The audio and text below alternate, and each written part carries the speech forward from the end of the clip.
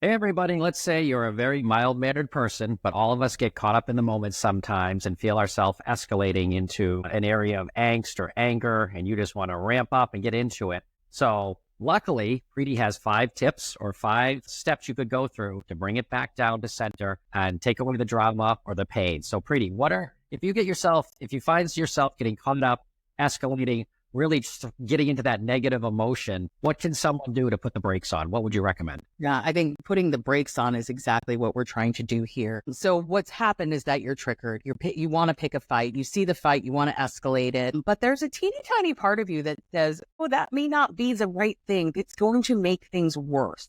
We don't listen to that part of us. We listen to the part of us that is louder and screaming, pick the fight.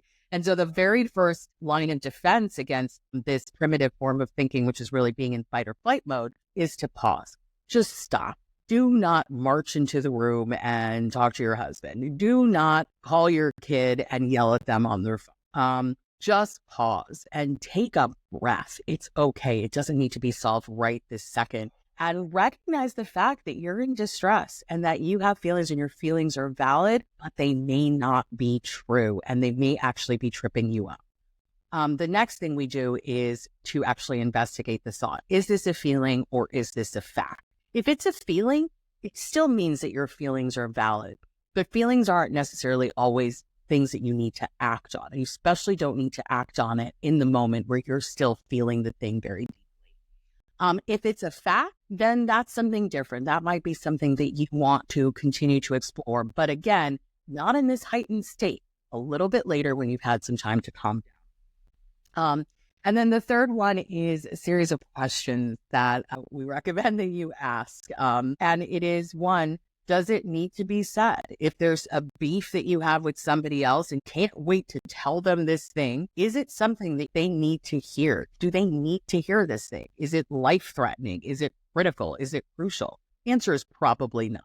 The second question is, does it need to be said by me? I ask myself this question all the time. Do I need to be the messenger? Am I the person responsible to deliver this information? Or am I self-appointed judge and jury? And possibly even executioner. And the answer is that if I'm triggered and I'm in fight or flight mode, the answer is most likely I am not the person who needs to say all these things.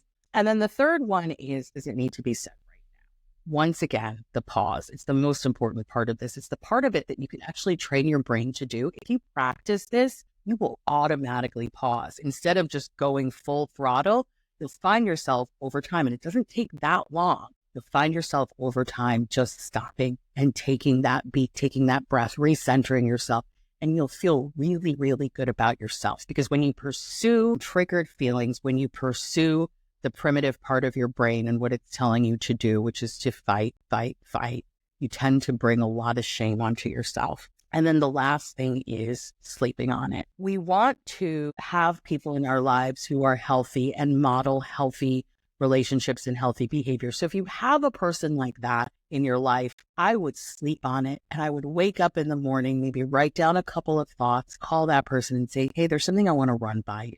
2 minds are always better than one. And the perspective of a trusted friend or family member that you have could be really valuable at this time. But I also suspect that by the end of these 5 steps, your nervous system has calmed down. You're not as angry.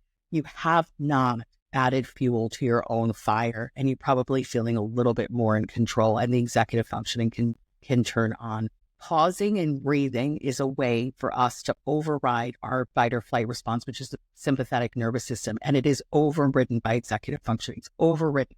We can actually do a full system reset by doing all of this and not getting ourselves into more trouble. Oh, that's a great tip. So if you have a way that you like to calm down or take yourself out of that emotion or that moment, leave it in the comments below, share it with other people, might help them.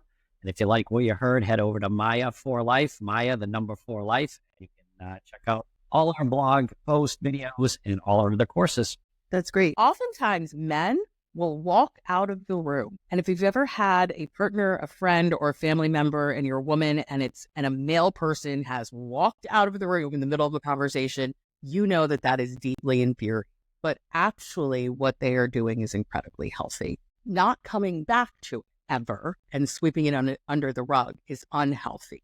but walking out of the room and saying, I can't handle this right now. And men often do this because they have different chemicals running through their systems. And sometimes those chemicals make them want to have a physical reaction. And they know that that is not appropriate. So a man who stops himself and says, I don't want to talk about this right now, is not necessarily doing the wrong thing. They're not walking away from you.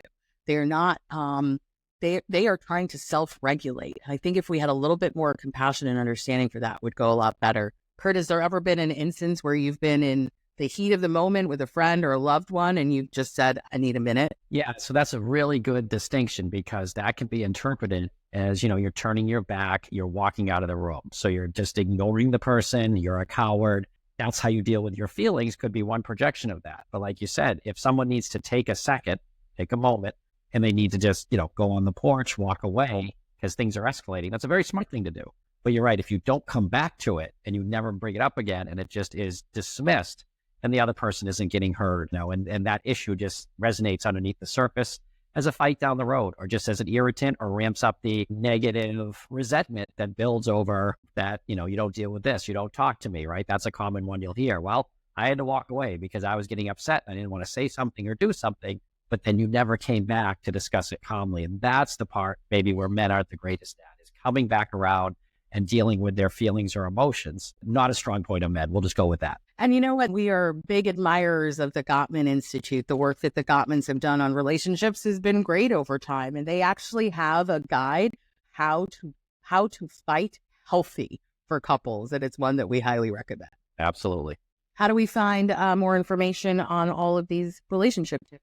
We should go to Maya for Life, Maya, the number 4, Life, and check out the blogs, check out the courses we offer, not only for teens and tweens who are building up their self-esteem and self-confidence, but also for adults on how to talk to your teen and your child as well, and kind of maybe take those generational patterns and change them, or generational traumas, and try not to pass them on to your kids. So check out maya4life.com and get in touch with us.